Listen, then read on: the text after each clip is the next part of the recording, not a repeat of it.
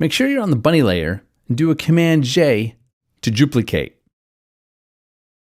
Do a Command T to transform, and then turn the bunny counterclockwise, and then move the bunny up to the left and turn it a little bit so it goes with the curve of the underside of the bunny. Press return, and now we have a little bit of animation.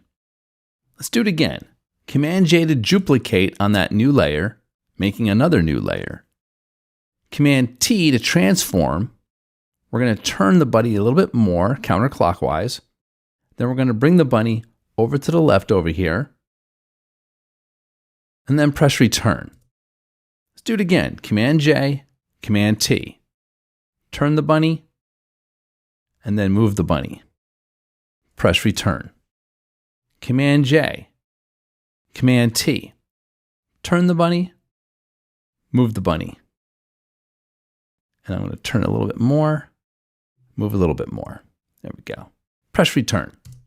So we have 1, 2, 3, 4, 5 iterations of the bunny. So the left side is where he appears. It'll look something like this. 1, 2, 3, 4, 5, without all of them turned on at once. Just bear with me. Once we get all of the bunny rabbits duplicated and turned the proper way, then we're going to make an animation. These are the left bunnies. I want to select all of them, make a new folder, and name it Bunny Left. It's going to be the left side. We'll continue this lesson in the next video.